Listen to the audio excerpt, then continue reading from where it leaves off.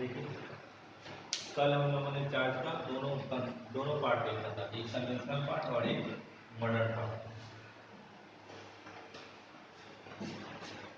Conventional और modern part क्या होता है?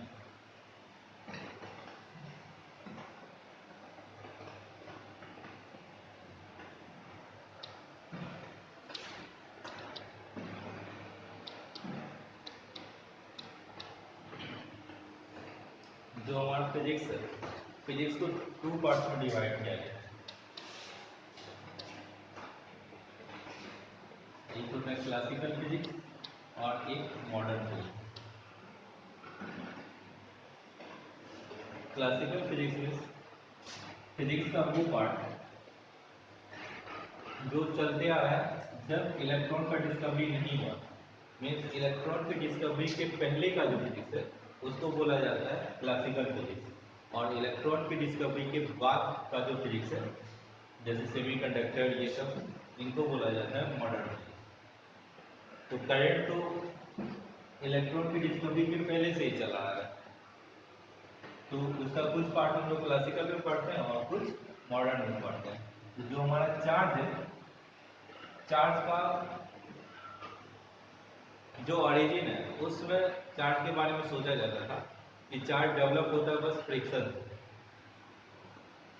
लेकिन जब इलेक्ट्रॉन का डिस्कवरी हो गया तब उसका मॉडर्न अप्रोच दिया गया कि चार्ज डेवलप होता है इलेक्ट्रॉन के ट्रांसफर से। चार्ज का डिफिनेशन हम लोगों ने देख लिया था। अब चार्ज को हम लोग Q से डिनोट करते हैं, मतलब चार्ज का सिंबल Q होता है। इस कैपिटल Q से भी कर सकते हैं और स्मॉल q से भी कर सकते हैं। ठीक, चार्ज को हम लोग Q से डिनोट करते हैं। नेक्स्ट है, अब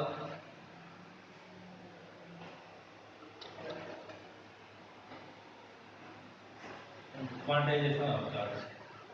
क्वांटाइजेशन ऑफ चार्ज के बारे में भी हम लोग देखे थे कि जो भी चार्ज एग्जिस्ट करेगा वो integral multiple of charge of electron होगा। मीन्स या तो 1 इलेक्ट्रॉन का चार्ज होगा, या 2 इलेक्ट्रॉन का चार्ज होगा, या 3 इलेक्ट्रॉन का चार्ज होगा, ऐसा। तो ऐसा हो सकता है कि कोई हमको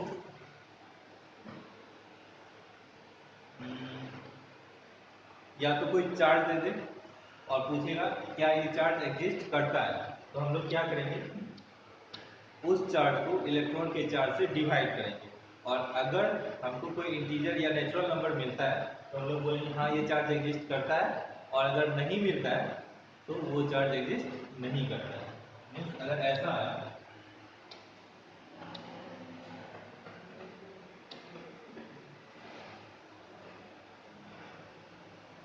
चार्ज की यूनिट कूलम होता है, एक चार्ज है 4.8 इंटू 10⁻23 कूलम। अब हमसे पूछा जा रहा है कि क्या ये चार्ज एग्जिस्ट करता है या नहीं करता है। तो कल हम लोग देखे थे कि चार्ज इक्वल होता है Q इक्वल टू एन, जहाँ E होता है चार्ज ऑन 1 इलेक्ट्रॉन और n होता है कोई नेचुरल नंबर और Q चार्ज। तो हमारा यहाँ चार्ज कितना है 4.8 इंटू 10⁻23 इक्वल टू एन, हमको पता नहीं है कि कितना इलेक्ट्रॉन है, तो एन इलेक्ट्रॉन पे, एक इलेक्ट्रॉन पे कितना चार्ज होता है ये आपको पता होना चाहिए, याद भी हुआ 1 electron equal to 1.6 into 10⁻⁹ coulomb. ये भी कूलम है, ये भी कूलम है। अब हमको n का वैल्यू चाहिए, तो ये मल्टीप्लाई में इधर आगे तो डिवाइड हो जाएगा, यानी n equal to 4.8 into 10⁻23 by 1.6 into 10⁻⁻⁹।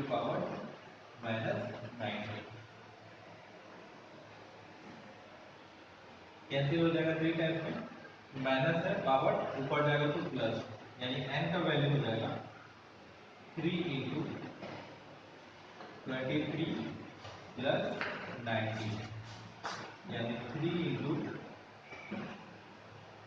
10⁻42।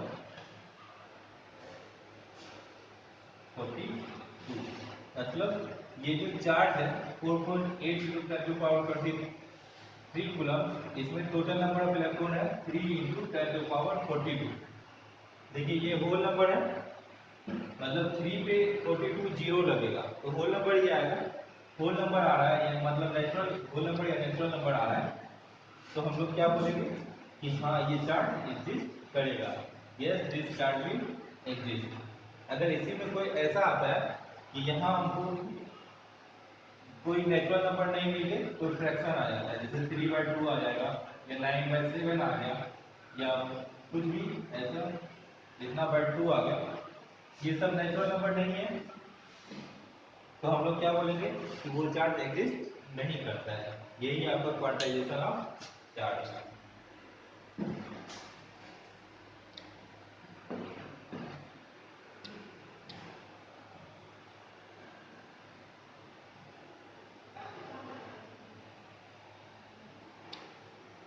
Next है निगेटिव एंड पॉजिटिव चार्ज। तो निगेटिव एंड पॉजिटिव चार्ज के बारे में हम लोग कल भी देखे थे कि निगेटिव चार्ज कब होगा, जब कोई चीज इलेक्ट्रॉन रिच होगा, मतलब उसमें number of electron number of proton से ज़्यादा होगा, तो वो चीज़ नेगेटिवली चार्ज होगा। और पॉजिटिव चार्ज कब होगा, जब कोई भी चीज़ इलेक्ट्रॉन डिफिशियंट होगा, मीन्स उस पर नंबर ऑफ इलेक्ट्रॉन कम होगा नंबर ऑफ प्रोटॉन से, और अगर दोनों इक्वल है तो वो न्यूट्रल होगा, मीन्स उस पर कोई चार्ज नहीं होगा। अब देखिए जैसे लॉ ऑफ ग्रेविटेशन है कि जितना भी बॉडी है जिसमें मास है वो हर दूसरे बॉडी को अपनी तरफ अट्रैक्ट करता है, वैसे ही अगर दो चार्ज रखा हुआ है, एक चार्ज Q1 यहाँ पे है और दूसरा चार्ज Q2, दो चार्ज रखा हुआ है, तो ये दोनों चार्ज या तो पॉजिटिव होंगे या तो निगेटिव होंगे। चार्ज का तो दो ही टाइप होता है, या तो पॉजिटिव होगा या निगेटिव। वैसे ये चार्ज भी या तो पॉजिटिव होगा या तो निगेटिव होगा। तो अगर दो चार्ज लाइक होते हैं, लाइक का मीन्स सेम, एक नेगेटिव तो दूसरा भी नेगेटिव, एक पॉजिटिव तो दूसरा भी पॉजिटिव, तो दो चार्ज अगर लाइक होते हैं तो एक दूसरे को रिपेल करेंगे, और अगर अनलाइक होंगे तो एक दूसरे को अट्रैक्ट करेंगे।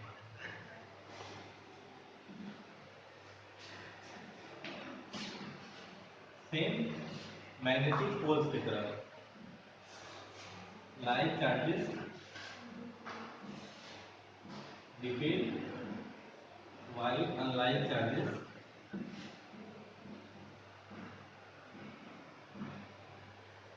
attract। अब देखिए या अगर कोई ऑब्जेक्ट या कोई चार्ज एक दूसरे को अट्रैक्ट कर रहा है या रिपेल कर रहा है तो किसी फोर्स से ही करेगा, तो उस फोर्स का मैग्नीट्यूड डिपेंड करेगा चार्ज पे कि चार्ज कितना बड़ा है।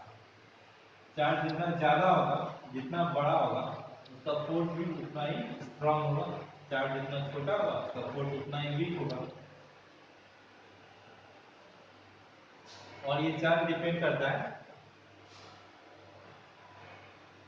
हम लोग को आगे पढ़ना है।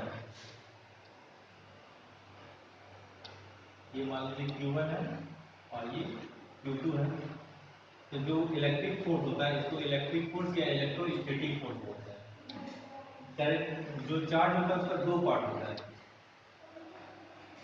एक चार्ज अगर रेस्ट में रहता है तो उसको इलेक्ट्रोस्टैटिक बोलते हैं, और चार्ज अगर मोशन में रहता है तो उसको इलेक्ट्रोडायनेमिक बोलते हैं, जिसमें हम लोग करंट को पढ़ते हैं। चार्ज अगर मोशन में आता है तो करंट डेवलप होता है। तो यहाँ तो ये दोनों चार्ज रेस्ट में है, तो एक दूसरे पे फोर्स लगाएगा, मान लेते हैं बीच का डिस्टेंस r है, तो ये F इक्वल टू हो जाएगा, ये जो फोर्स है ये डिपेंड करता है, जैसे मास के मैग्नीट्यूड पे ग्रेविटेशन फोर्स डिपेंड करता है, वैसे ही चार्ज के प्रोडक्ट पे वो करता है, Q1 इंटू Q2, और इनवर्सली प्रोपोर्शनल होता है square of distance between them. तो अगर कंबाइन किया जाए सेम तो ये हो जाएगा Q1 Q2 upon R square, और जो प्रोपोर्शनल का साइन हटाते हैं तो एक कांस्टेंट लगाते हैं F equal to K Q1 Q2 upon R square.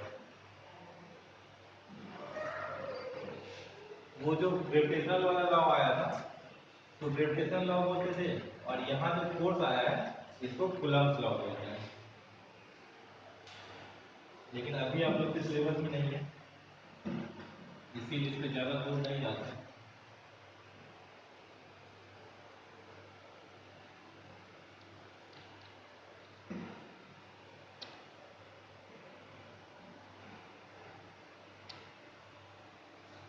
अब देखिए यहाँ पे कोई चार्ज है,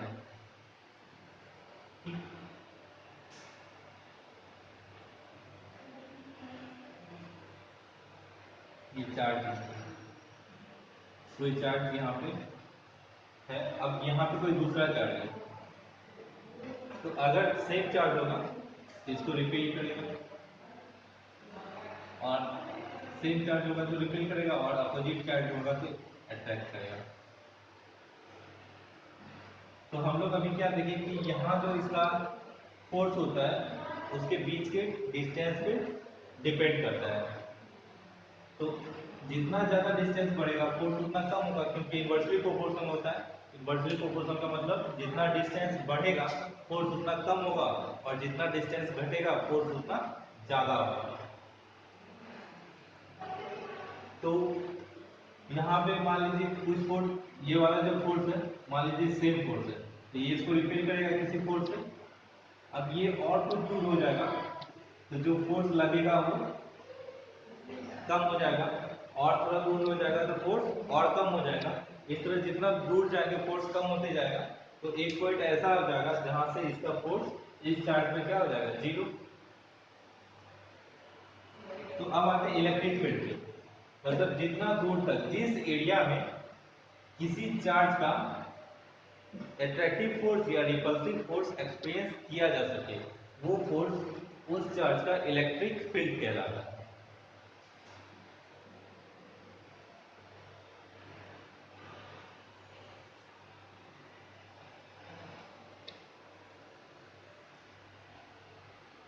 इलेक्ट्रिक फील्ड का डिफिनेशन क्या हो जाएगा, द एरिया या the region around which the attractive और repulsive force of an charge of a charge can be experienced is called its electric field. हर चार्ज का इलेक्ट्रिक फील्ड अलग अलग होता है। जितना ज्यादा बड़ा चार्ज होगा, मीन्स जितना ज्यादा नंबर ऑफ प्रोटॉन्स या नंबर ऑफ इलेक्ट्रॉन्स होगा, जितना बड़ा चार्ज होगा उसका फोर्स भी उतना ही ज्यादा होगा, और उसका इलेक्ट्रिक फील्ड भी उतना ही बड़ा होगा।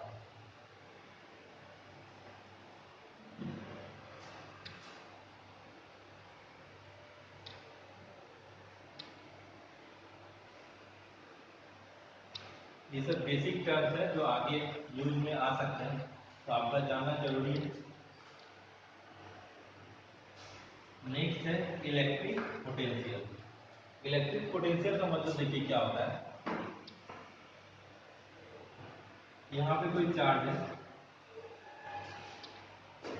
यहाँ पे भी कोई चार्ज है। मान लीजिए ये जो चार्ज है ये 1 कूलम्ब का है।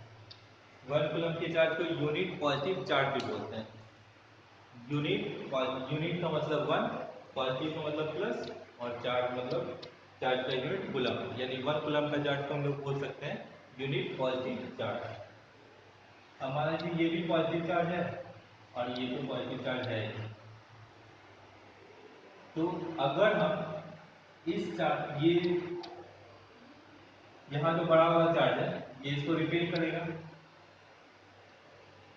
अब इस चार्ज को अगर हम लोग उठा के यहाँ से इधर लाते हैं इसकी इलेक्ट्रिक फील्ड में, तो अगर इसके इलेक्ट्रिक फील्ड में लाएंगे, ये तो रिपेल कर रहा है मतलब इसको फोर्स लगा रहा है। अब हम जो इसको इधर ला रहे हैं तो मतलब उस फोर्स के अगेंस्ट वर्क कर रहे हैं। तो इस चार्ज को यहाँ से किसी भी पॉइंट पे लाने में जो हमको वर्क करना पड़ेगा वो उसका इलेक्ट्रिक पोटेंशियल कहलाएगा। फिर से समझिए, जैसे ये कोई चार्ज है, यहाँ कोई दूसरा चार्ज है, अब दोनों चार्ज एक दूसरे को रिपेल कर रहे हैं। तो इस चार्ज को अगर हम इसके इलेक्ट्रिक फील्ड में लाते हैं तो हमको इसके फोर्स के अगेंस्ट वर्क करना पड़ेगा। तो इसके फोर्स के अगेंस्ट में जितना वर्क करना पड़ेगा वही हमारा इलेक्ट्रिक पोटेंशियल होगा। मतलब पोटेंशियल और वर्क दोनों सेम है। तो इलेक्ट्रिक पोटेंशियल को हम लोग डिफाइन कर सकते हैं किसी भी चार्ज को एक जगह से दूसरे जगह तक ले जाने में जो वर्क करना पड़ेगा वही उस दोनों पॉइंट के बीच का इलेक्ट्रिक पोटेंशियल कहलाएगा। उस पॉइंट का इलेक्ट्रिक पोटेंशियल कहलाएगा। और जो जैसे देखिए यहाँ पे लाने में कुछ वर्क करना पड़ रहा है, मान लीजिए पॉइंट ए है तो यहाँ से यहाँ तक लाने में मान लीजिए भी ए करना पड़ रहा है या डब्ल्यू ए करना पड़ रहा है, और ये है बी बी, ये पॉइंट बी है, यहाँ से यहाँ तक लाने में ज्यादा वर्क करना पड़ेगा। तो ये यहाँ का पोटेंशियल बी ए और यहाँ का पोटेंशियल बी बी। अब इन दोनों बीच के पोटेंशियल का डिफरेंस क्या कहलाएगा? Potential difference. पोटेंशियल डिफरेंस हमेशा दो पॉइंट के बीच का होता है, और इलेक्ट्रिक पोटेंशियल अगर बोला जाए तो वो सिंगल पॉइंट का होता है। इस पॉइंट से जितना यहाँ से यहाँ इंफिनिटी से यहाँ तक लाने में जितना वर्क करना पड़ा वो electric potential for point A, B point तक लाने में जितना वर्क करना पड़ा electric potential for point B. अब difference of electric potentials between A and B is called potential difference between A and B. दोनों चीज क्लियर हो गया? इलेक्ट्रिक पोटेंशियल सिंपल होता है वर्क इस चार्ज को इंफिनिटी से किसी पॉइंट तक लाने में, और पोटेंशियल डिफरेंस क्या होता है?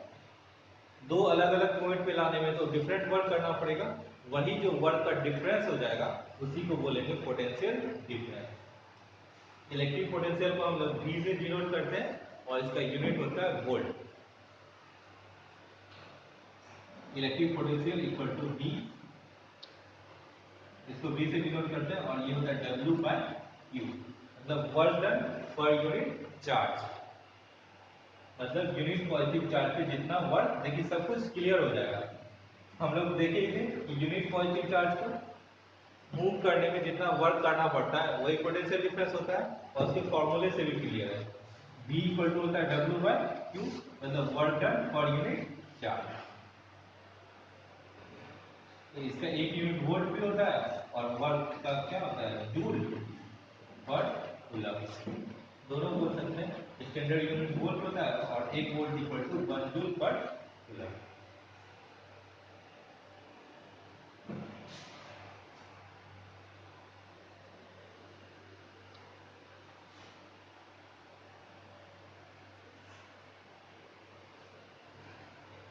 ये आपका इलेक्ट्रिक पोटेंशियल भी होता है।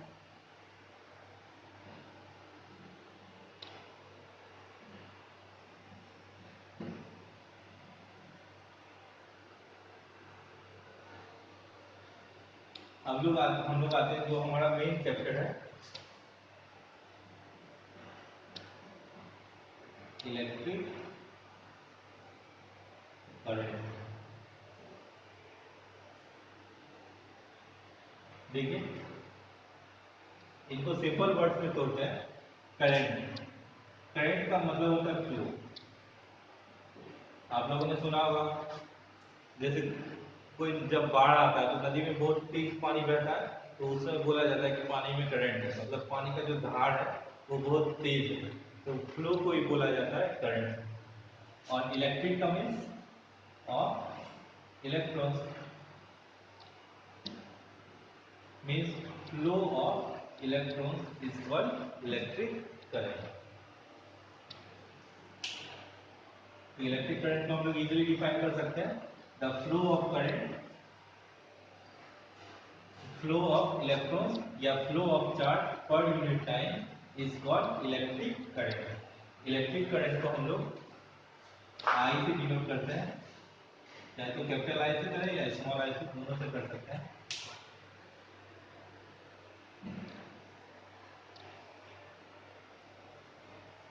और I equal to Q by T means flow of electrons per unit time. देखिए फॉर्मूला अगर आप ध्यान से फॉर्मूला देखिएगा तो आपको डिफिनेशन उतना लर्न करने का जरूरत नहीं पड़ेगा।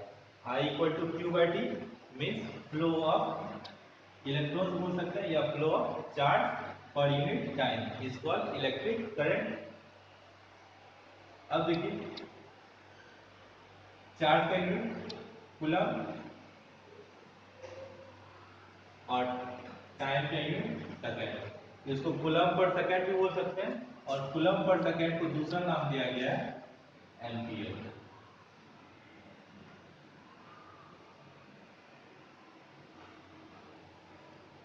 ठीक, इलेक्ट्रिक करंट का डिफिनेशन क्लियर हो गया। इलेक्ट्रिक करंट को हम लोग आई से डिनोट करते हैं और I equal to Q by T, क्योंकि डिफिनेशन ही है flow of charge per unit time.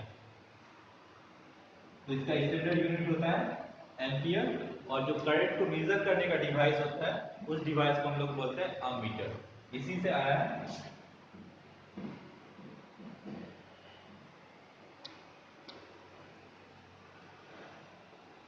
ammeter is a device by which we measure current। छोटे से छोटे करंट को मेजर करता है। अब देखिए करंट, अगर स्मॉल करंट को मेजर करना हो तो हम लोग जो यूनिट इस्तेमाल करते हैं उसको बोलते हैं मिली एम्पियर। तो ये सब तो आपका क्लियर है, मिली एम्पियर का मतलब छोटा यूनिट, और अगर बड़ा माइक्रो एम्पियर करना हो मतलब बड़ा यूनिट।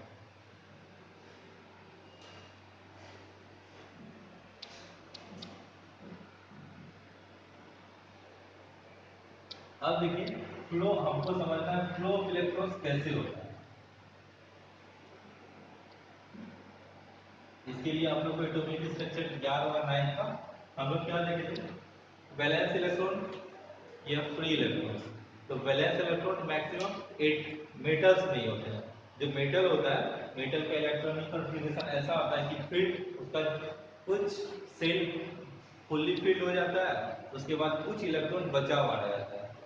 बाहरी सेल में जो आउटर सेल होता है उसमें कुछ इलेक्ट्रॉन्स बचे हुए रहते हैं। उन इलेक्ट्रॉन्स को हम लोग बोलते हैं या तो वैलेंस इलेक्ट्रॉन या फ्री इलेक्ट्रॉन।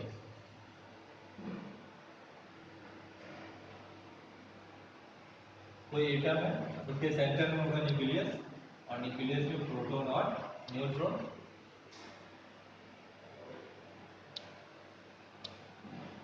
इसके सेल्स में इलेक्ट्रॉन्स रहेंगे।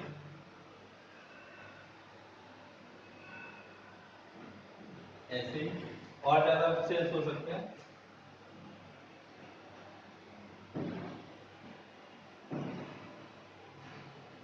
तो जो अंदर वाले सेल्स रहते हैं मतलब नियर द न्यूक्लियस, उसमें जो इलेक्ट्रॉन्स होते हैं वो प्रोटॉन से स्ट्रांगली बॉन्ड होते हैं। अभी तुरंत हम लोगों ने पढ़ा कि जो अनलाइक चार्ज होते हैं वो एक दूसरे को अट्रैक्ट करते हैं। तो यहाँ पे प्रोटॉन मौजूद है और इलेक्ट्रॉन मौजूद है। प्रोटॉन पे पॉजिटिव चार्ज होता है, इलेक्ट्रॉन पे निगेटिव चार्ज होता है। दोनों अनलाइक है, मीन्स एक दूसरे को अट्रैक्ट करेंगे। देखिए जो हम लोग पढ़े हैं उसका एप्लीकेशन जस्ट दिख रहा है। यहाँ अनलाइक चार्ज एक दूसरे को अट्रैक्ट कर रहा है। अब दूसरा देखते हैं जिसमें जो फोर्स होता था वो इनवर्सली प्रोपोर्शनल होता था डिस्टेंस से। अब देखिए यहाँ जो पास में सेल होगा वहाँ का डिस्टेंस कम होगा, मीन्स फोर्स स्ट्रांग होगा। अब यहाँ जो उसके नेक्स्ट सेल में है यहाँ पे फोर्स थोड़ा सा वीक होगा क्योंकि डिस्टेंस ज़्यादा हो गया है। अब और जो ऑर्डर सेल होगा, ऑर्डर सेल जाते जाते वो फोर्स ज़्यादा वीक हो जाता है। मीन्स ये जो न्यूक्लियस है इस जो सबसे ऑर्डर मोस्ट इलेक्ट्रॉन है इस पे बहुत कम फोर्स लगा रहा है। तो अगर इस इलेक्ट्रॉन को बाहर से एनर्जी मिलता है, इलेक्ट्रॉन तो वैसे मूव करते ही रहते हैं, इसको अगर और ज्यादा एनर्जी मिलता है तो इनके बीच का बॉन्ड तो वीक है, तो और ज्यादा एनर्जी मिल जाएगा तो ये वाला बॉन्ड ब्रेक कर देंगे और ब्रेक करके बाहर घूमेंगे। बाहर घूमेंगे मतलब फ्री इलेक्ट्रॉन्स में आ जाएंगे। अभी क्या है, वैलेंस इलेक्ट्रॉन जब इसमें ज्यादा इसमें इसको एनर्जी मिल जाएगा, इसके बॉन्ड को तोड़ के बाहर निकल जाएंगे, तो इनको बोलेंगे फ्री इलेक्ट्रॉन। तो फ्री इलेक्ट्रॉन सिर्फ कहाँ मिलते हैं, मेटल्स में। इसीलिए जितने भी कंडक्टर्स बनते हैं मैक्सिमम सारे मेटल्स के ही बनते हैं।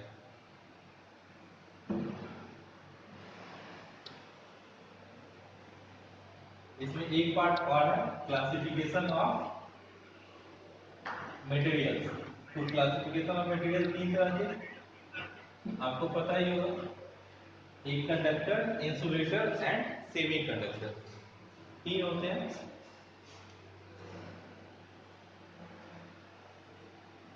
Conductor, insulator and semi conductor.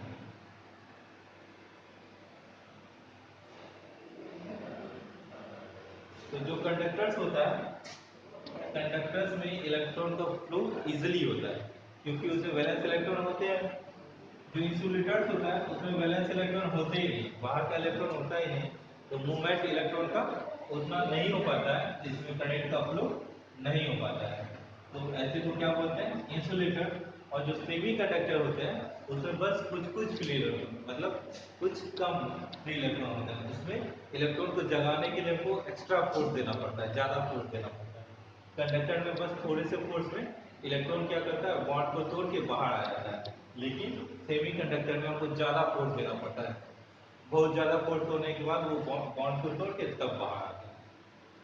तो सेमीकंडक्टर्स में भी इलेक्ट्रॉन का फ्लो होता है या करंट का फ्लो होता है, लेकिन उसके लिए हमको एक्सटर्नल फोर्स या एक्सटर्नल एनर्जी ज्यादा देना पड़ता है।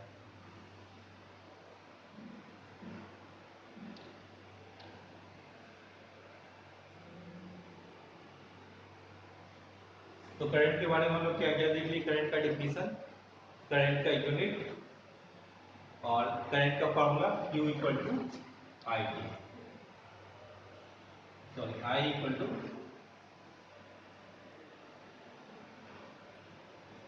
Q bye.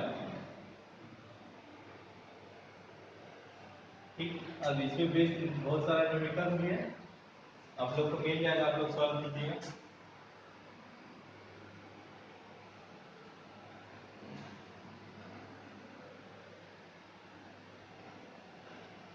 अब देखिए हम लोग देखते हैं तो एक सिंपल सर्किट देखते हैं पहले।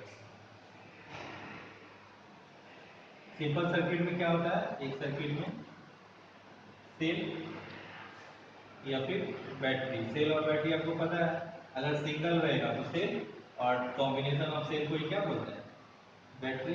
ये कॉम्बिनेशन हो गया तो बैटरी हो जाएगा, सिंगल रहता तो सेल।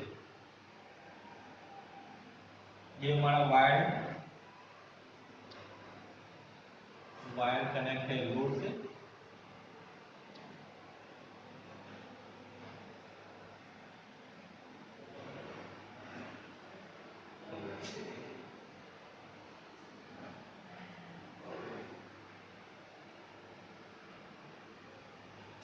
पॉजिटिव से निगेटिव।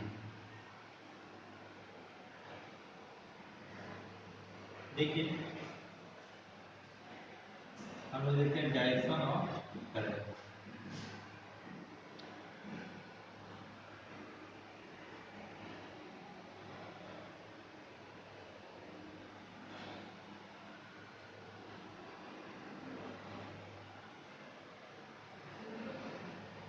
डायरेक्शन ऑफ करंट में भी दो अप्रोच है, एक कन्वेंशनल अप्रोच है और एक मॉडर्न अप्रोच है।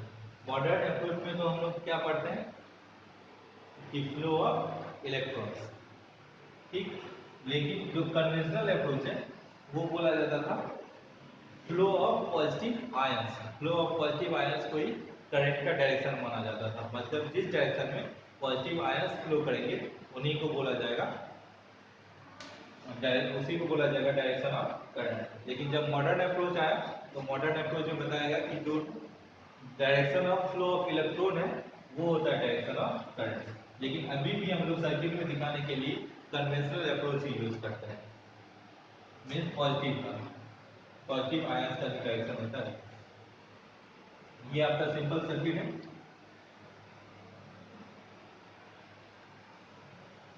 ये आपका बैटरी और यहाँ बल्ब फैन कुछ भी हो सकता है, और ये आपका करंट फ्लो हो रहा है। इसी में हम लोग चाहे तो स्विच भी लगा सकते हैं।